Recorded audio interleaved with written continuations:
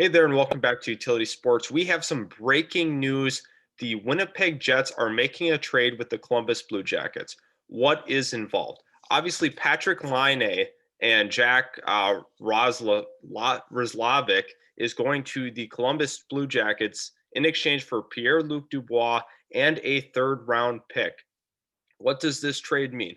Ultimately, we knew going into the season that Pierre-Luc Dubois wanted out. The same thing had been happening with Patrik Laine actually in Winnipeg last year. So those talks were ongoing, and I felt like this was kind of a long time coming ultimately between these two teams.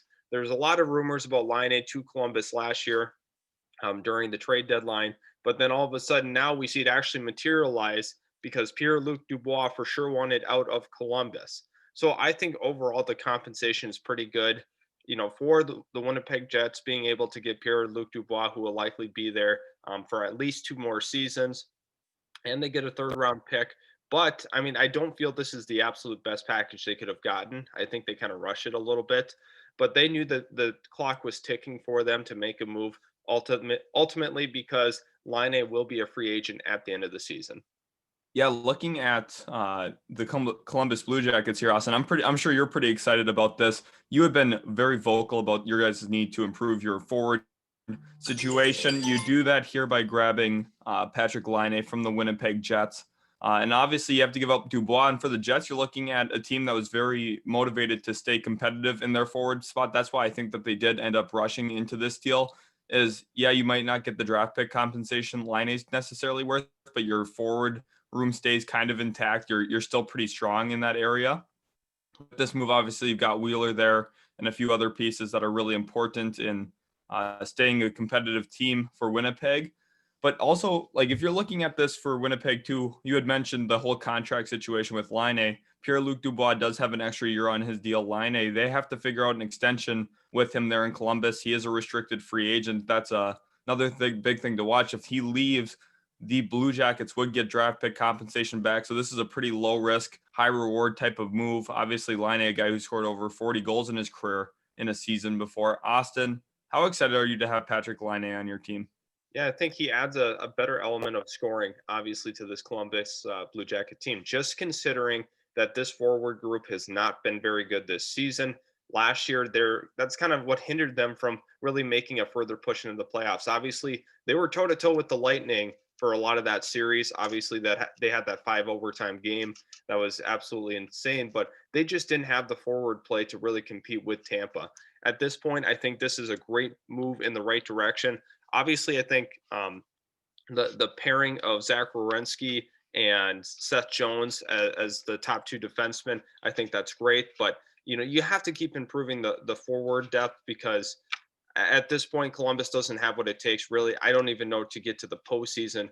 They've just been really, really stuttering on offense. But this is a move to really push your chips to the center of the table. This is ultimately a guy that will be able to score possibly at 40 goals in a season and continue to progress as a goal scorer at this point in his career.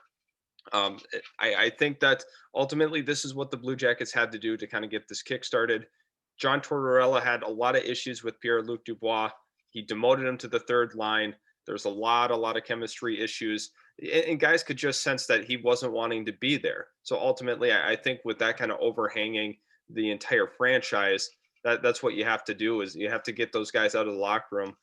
Just as a team, you don't want to continue to have that same, kind of I wouldn't say cancer in the locker room, but just a guy that doesn't want to be there. You can definitely sense that pulling away from the franchise itself.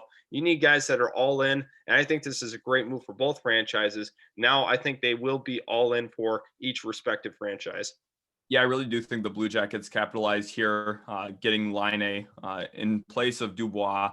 Obviously, you had mentioned that third line situation, the fact that he didn't want to be there. It's very rare that you see a guy asking out and then you are able to move him for actually a better player, someone who has been more successful thus far in his career. Laine is still 23. They were part of the same draft class as you see there in the picture. And a really big thing with that too for you guys is you had mentioned Werenski and Seth Jones, two wonderfully talented scoring defensemen. That's where a lot of your offense came from last year. You guys had made the move for Domi in the offseason for Josh Anderson. I'd really like that. And now you come in, get Laine. Hopefully this kind of jumpstarts that offense for you guys in that forward push, like you had mentioned. Ultimately, that's where games are won and lost. If you're putting the puck in the net or not, and Laine is going to help you guys do that more consistently. And I'm very excited for the Columbus Blue Jackets here with this deal. Yeah, and the big thing to take away from this is, will they get that extension done basically before they get going? Was there an extension in place when this trade was made? Those are all things that we have to figure out. And like you mentioned, even if Laine decides that he doesn't want to play in Columbus after playing, the rest of the season with the team, you're going to get draft pick comp because he is an RFA next year. And I think ultimately it is a winning situation because Dubois didn't want to be there anyway. So you move on from him. You capitalize on a really good player, because I don't know how good of a season he would have had with his head not really being all in it. It's very possible he could have had a down year this season, but I guess we will see if this works out for both teams. Yep, definitely. I'm just excited to watch it play out, really. So hopefully you guys did enjoy this video. If you did, we will see you in the next one with maybe more hockey content, and also, of course, the NFL, NBA, and MLB content we've been pushing out. Hope you guys are enjoying the videos, and we'll catch you in the next one.